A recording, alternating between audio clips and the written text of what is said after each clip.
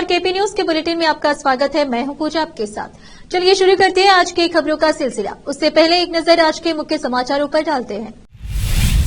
केंद्रीय मंत्री एवं सांसद भगवंत खुबा ने कहा, खेल शारीरिक स्वास्थ्य के लिए बहुत महत्वपूर्ण है। सांसद सुरक्षा उल्लंघन, आरोपी के परिवार को मैसूर शहर नहीं छोड़ने को कहा गया।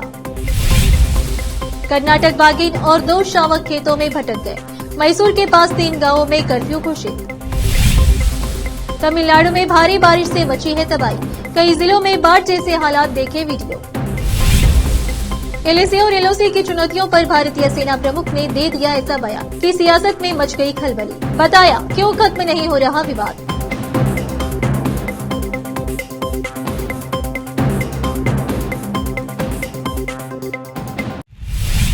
अब देखते हैं समाचार विस्तार से। जल स्तरीय सांसद खेल महामेला 2023-24 का आयोजन शहर के नेहरू स्टेडियम में केंद्रीय मंत्री एवं सांसद भगवंत खुबा के नेतृत्व में सफलतापूर्वक किया गया। मंत्री भगवंत खुबा ने खेल मेले का उद्घाटन करते हुए कहा कि खेल हर किसी के जीवन में बड़ी उपलब्धि हासिल कर सकता है। जीवन में बदलाव, जीवन में कठिन परिस्थितियों में संयम बनाए रखें। और उन्होंने कहा कि खेल शारीरिक स्वास्थ्य के लिए बहुत महत्वपूर्ण है। उन्होंने कहा कि सभी को साहस, धैर्य और संयम के साथ खेलना चाहिए। खेल में जीतना स्वाभाविक है। जीत और हार के बीच बहुत कम अंतर होता है। व्यक्ति को यह पता होना चाहिए कि जीतने वाली टीम के साथ उसके मित्र भी बराबर होते हैं, तभी वह सफल हो पाएगा। अगले अवसरों पर जीत की कामना की और खिलाड़ियों को शुभकामनाएं दी। इस अवसर पर विधान परिषद सदस्य रघुनाथराव मलकापुरे, पद्मश्री पुरस्कार विजेता शाह रशीद अहमद खादरी, पूर्व जिला पंचायत सदस्य कुशाल पाटिल गादगी, शिवराज कंजी आदि ने खेल मेले में स्कूली बच्चों का स्वागत किया। आज के खेल मेले में कबड्डी ग्रुप गेम्स में प्रथम स्थान बालक अमरेश्वर उच्च विद्यालय औरद, द्वितीय स्थान शासकीय उच्च विद्यालय मुधोल, बालिका में प्रथम स्थान विश्व भारती उच्च विद्यालय हुमनाबाद, द्वितीय स्थान शासकीय उच्च विद्यालय ज्योति भालकी, प्रथम स्थान बालक खो खो प्रतियोगिता में शिवाजी पीपी कॉलेज भालकी, दूसरे स्थान पर डॉक्टर बीआर अम्बेडकर आवासीय विद्यालय पसवा कल्याण, कन्या शासकीय उच्च विद्यालय मानुरा औरद, द्वितीय स्थान मुरारजी देसाई आवासीय विद्यालय घाटपोरड़, बालक प्रकाश विद्यालय उच्च विद्यालय घाटपोरड़, द्वितीय स्थान नेहरू स्टेडियम टीम बीदर, बालिका प्रथम स्थान शासकीय उच्च विद्यालय धूपत महागांव औरद, द्वितीय स्थान श्री चन्न बसवेश्वर गुरुकुल आवासीय विद्यालय करडियाड़ विजेता है। विशेष संवाददाता की रिपोर्ट। सांसद सुरक्षा उल्लंघन मामले की जांच कर रही विशेष जांच टीम एसआईटी घुसपैठ मनोरंजन और लखनऊ स्थित सागर शर्मा को मैसूर ला सकती है, क्योंकि वे मई में यहां मिले थे और हमले की योजना बनाई थी। मामले की जांच कर रही केंद्रीय खुफिया टीम ने परिवार के सदस्यों को बिना पूर्व अनुमति के शहर नहीं छोड़ने का निर्देश दिया है। परिवार को सभी फोन कॉल रिसीव करने के लिए कहा गया है। विजयनगर निवासी मनोरंजन सागर शर्मा को अपने घर ले गया था और उसे अपने सहपाठी के रूप में पेश किया था। पुलिस दोनों घुसपैठियों को माजार कराने के लिए लाएगी और उस होटल का भी दौरा करेगी जहां सागर रुका था। इस बीच भाजपा ने we stand with Pratap Simha अभियान शुरू किया है और घुसपैठियों को पास जारी करने को लेकर विपक्ष के निशाने पर चल रहे सांसद के समर्थन में नारे लगाए हैं।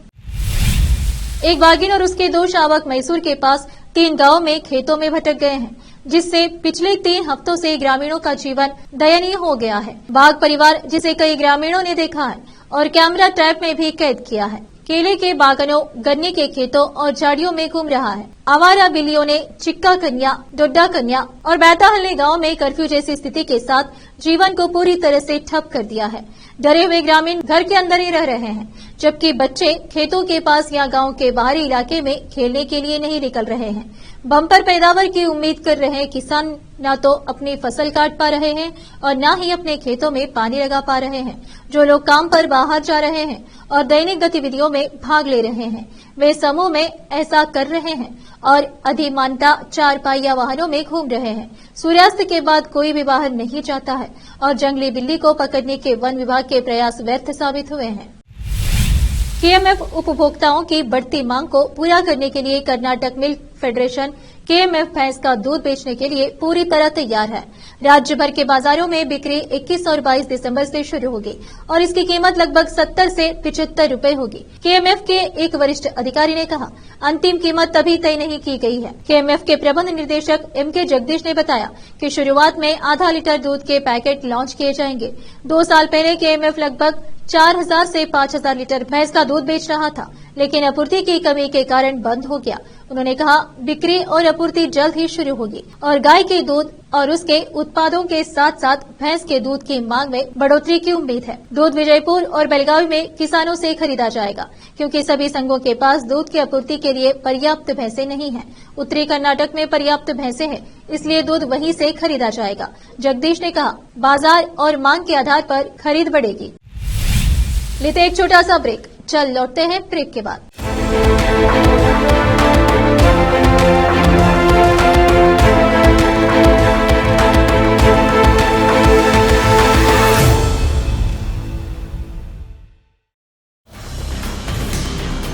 हिंदुस्तान के हर कोने में हम हैं मौजूद। 24 घंटे हालात पर गहरी नजर, खबरों से जुड़े चुपते सवालात और आपको दिखाता है धार्मिक, सामाजिक, राजनीतिक, लोकल और इंटरनेशनल न्यूज की सबसे बेहतर कवरेज, जो आपको रखती है हर पल बाखबर। देश और दुनिया भर की खबर के लिए देखते रहें केपी न्यूज 24/7। चलिए देखते हैं देश और विदेश के समाचार। तूतुकुड़ी, तिरुनेलवेली, तेनाकासी, कन्याकुमारी और रामनाथपुरम सहित तमिलनाडु के दक्षिण जिलों में रविवार की सुबह से भारी बारिश हो रही है। इसके अलावा तूतीकोरिन और तेनाकासी जिलों में भी भारी बारिश हो रही है, जिससे सामान्य जनजीवन अस्त व्यस्त हो गया है। मौसम विभाग ने तमिलनाडु के पूर्वी तटीय इलाकों और मन्नार की खाड़ी पर चक्रवाती हवाओं को भी चेतावनी दी है। आईएमडी की भविष्यवाणी के अनुसार 18 दिसंबर को तमिलनाडु के कन्याकुमारी, तिरुनेलवेली, तूतुकुड़ी, पुदुकोट्टई और तंजौर जिले में 1 या 2 स्थानों पर भारी बारिश होने की संभावना है। मौसम विभाग ने बताया है कि 19 दिसंबर को तमिलनाडु के कन्याकुमारी, तिरुनेलवेली, तूतुकुड़ी और रामनाथपुरम जिलों में 1 या 2 स्थानों पर भारी बारिश होने की संभावना है। 19 दिसंबर को तमिलनाडु, पुडुचेरी और कारीकल में 1 या 2 स्थानों पर आंधी और बिजली गिरने की संभावना है। वहीं 18 दिसंबर तक बंगाल की दक्षिण पश्चिम खाड़ी के साथ साथ श्रीलंका, तमिलनाडु तटों, मन्नार की खाड़ी, कोमिरिन क्षेत्र, केरल तट और लक्षद्वीप क्षेत्र में 40 से 45 किलोमीटर प्रति घंटे की रफ्तार से हवा चलने और 55 किलोमीटर प्रति घंटे तक की तेज हवा चलने की संभावना है। इसलिए आईएमडी की चेतावनी के बाद नागपट्टनम जिले के मछुआरे समुद्र में नहीं जा रहे हैं और उन्होंने किनारे पर अपनी नावों और मछली पकड़ने के जालों को सुरक्षित रखा है। 25 से अधिक मछुआरों के हेमलेट गांव में समुद्र के किनारे 650 से अधिक नावें और 3300 फाइबर नावें देखी जा रही है। भारतीय सेना प्रमुख जनरल मनोज पांडे ने सीमा क्षेत्र की चुनौतियों पर खरी कर दी है। पाकिस्तान के साथ लगे नियंत्रण रेख एलओसी और चीन के साथ लगी वास्तविक नियंत्रण रेखा एलएसी पर विवाद नहीं खत्म होने के पीछे सेना प्रमुख ने अब तक का सबसे बड़ा बयान दिया है। उन्होंने कहा कि यह चुनौतियां हमें विरासत में मिली है। सेना प्रमुख के इस बयान से देश की सियासत में खलबली मच गई है। भारतीय सेना प्रमुख ने बयान में यह बताया है कि क्यों भारतीय सीमा पर विवाद खत्म होने का नाम नहीं ले रहा है। सेना प्रमुख के बयान को सुनकर तमाम राजनीतिक दल भी भौचक्के रह गए हैं। इसके साथ ही उन्होंने रूस, यूक्रेन और इजराइल हमास जैसे युद्ध के मद्देनजर दुनिया को ब्लैक स्वान जैसी घटनाओं के प्रति आगाह किया है। सेना प्रमुख ने कहा है कि ब्लैक स्वान जैसी घटनाएं दुनिया में उथल पुथल मचा सकती है। जनरल मनोज पांडे ने शनिवार को कहा कि भारत की सशस्त्र सेनाओं को अप्रत्याशित की अपेक्षा करे कि कहावत के अनुरूप खुद को ढालने की जरूरत है। उन्होंने भू राजनीतिक परिदृश्यों और सुरक्षा चुनौतियों के बारे में सेना के जागरूक रहने की जरूरत पर भी जोर दिया। नागपुर में भारतीय प्रबंधन संस्थान आईआईएम को संबोधित करते हुए सेना प्रमुख ने कहा कि विरासत में मिली अस्थिर सीमाओं की चुनौतियां हमें उलझाना जारी रखेंगी। सेना प्रमुख जनरल पांडे की यह टिप्पणी पूर्वी लद्दाख में चीन के साथ सीमा पर जारी गतिरोध के बीच आई है।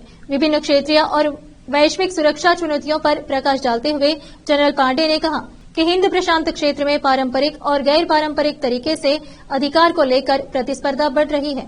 उन्होंने कहा, अप्रत्याशित की अपेक्षा करना एक ऐसी चीज है जो हमारे लिए जरूरी है। दिसंबर की आज 17 तारीख है और महीने का आधा हिस्सा बीत चुका है और अब ठंड भी धीरे धीरे अपने पूरे शबाब पर आने लगी है। दिल्ली, एनसीआर, उत्तर प्रदेश, बिहार, राजस्थान, पंजाब, चंडीगढ़, उत्तराखंड समेत उत्तर भारत के कई राज्यों में ठंड से दिन ढलते ही ठिठुरन बढ़ रही है। पहाड़ी इलाके में बर्फबारी जारी है तो वहीं पहाड़ों के तलहटी इलाकों में शीतलहर बढ़ती जा रही है। दक्षिणी राज्यों में बारिश का सिलसिला थम नहीं रहा है। राजधानी दिल्ली में ठंड के साथ ही कोहरे की धुंध भी दिखी जा रही है। आने वाले दिनों में दिल्ली में तापमान में और गिरावट देखने को मिल सकती है। 25 दिसंबर तक दिल्ली का न्यूनतम तापमान 5 डिग्री सेल्सियस तक पहुंचने की संभावना है। मौसम विभाग के मुताबिक 18 दिसंबर से पहाड़ों से गुजरती हुई ठंडी हवाएं मैदानी इलाकों में पहुंच सकती है। इसका असर दिल्ली, एनसीआर सहित मैदानी इलाकों में देखने को मिल सकता है। नागपुर से 55 किलोमीटर दूर बाजार गांव में सोलर एक्सप्लोसिव कंपनी में ब्लास्ट हुआ है। इस ब्लास्ट में 9 लोगों के मारे जाने की खबर है। इसके साथ ही बताया जा रहा है कि मृतकों की संख्या अभी और बढ़ सकती है। बताया जा रहा है कि जब ब्लास्ट हुआ तब कास्ट बूस्टर प्लांट में पैकिंग की जा रही थी। नागपुर ग्रामीण के एसपी ने बताया कि मृतकों का सही आंकड़ा अभी बताया नहीं जा सकता है। दुर्घटना स्थल से 4 घायलों को निकाला गया है और उन्हें अस्पताल भेजा गया है। इसके अलावा अभी भी कई लोग अंदर फंसे हो सकते हैं। उन्होंने बताया कि ब्लास्ट इतना जोरदार था कि इमारत का एक हिस्सा ढह गया। उन्होंने बताया कि इमारत के अंदर ब्लास्ट हुआ और वहां आग लग गई। इसके बाद बिल्डिंग गिरने लगी, जिसके मलबे में लोग फंस गए। उन्होंने बताया कि दुर्घटना स्थल पर सर्च अभियान चलाया जा रहा है। हालांकि यह ब्लास्ट की वजह अभी सामने नहीं आया है। वहीं स्थानीय लोगों ने बताया कि ब्लास्ट के बाद कई किलोमीटर तक इसकी आवाज सुनाई दी थी। गाजा में एक दिन पहले अपने ही 3 बंधकों को हवाई हमले में मार गिराने वाली इजरायली सेना ने एक और बड़ी चूक कर दी है। इजरायल ने गाजा में अमेरिकी एजेंसी के एक कर्मचारी को ही हवाई हमले में ढेर कर दिया है। इससे अमेरिका में भी खलबली मच गई है। बता दें कि इजरायल हमास युद्ध में अब तक अमेरिका ही इजरायल का सबसे बड़ा मददगार रहा है, मगर इजरायली सेना की इस बड़ी चूक के बाद हालात बिगड़ सकते हैं। इजरायल के हवाई हमले में गाजा में अमेरिकी एजेंसी फॉर इंटरनेशनल डेवलपमेंट यूएसआईडी का एक कर्मचारी मारा गया। अमेरिकी कर्मचारी हानि ज़ेना के एक सहयोगी ने एक बयान में यह जानकारी दी। यूएसआईडी ने अपने कर्मचारी के मारे जाने का संज्ञान लिया और मानवीय मदद मुहैया कराने के लिए वहां मौजूद कर्मचारियों की व्यापक सुरक्षा किए जाने की अपील की। बयान में बताया गया कि 5 नवंबर को गाजा पर इजरायल के हवाई हमले में ज़ेना, उनकी पत्नी, उनकी 2 और 4 वर्ष की 2 बेटियां तथा परिवार के अन्य सदस्य मारे गए। लेते एक छोटा सा ब्रेक, चल लौटते हैं ब्रेक के बाद।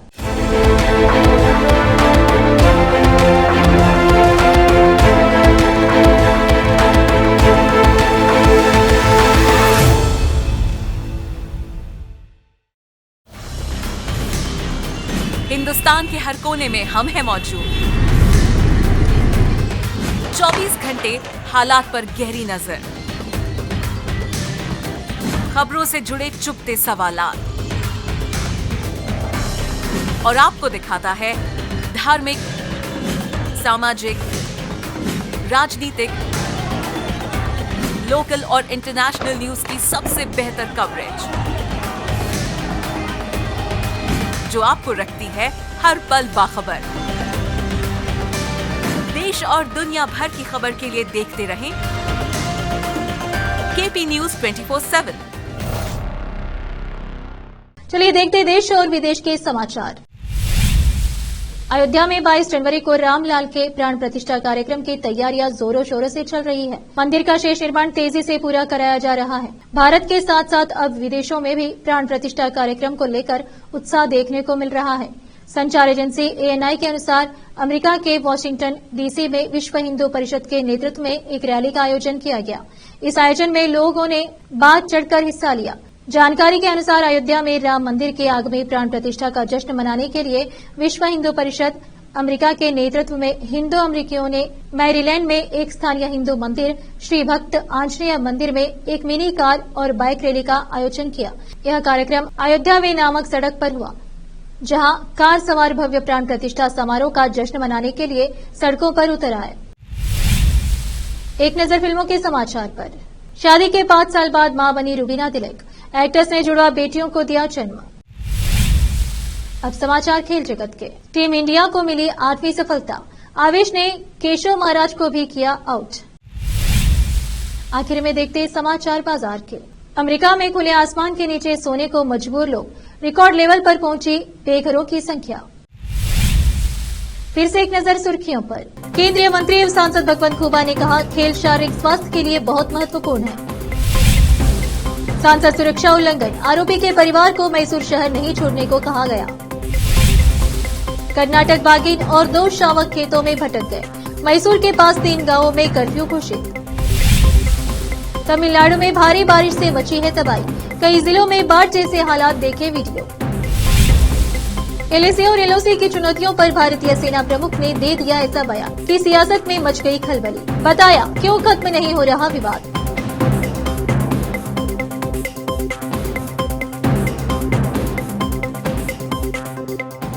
केपी न्यूज के बुलेटिन में आज इतना ही। अन्य समाचारों के लिए जुड़े रहे हमारे चैनल से। केपी न्यूज 24/7 धन्यवाद।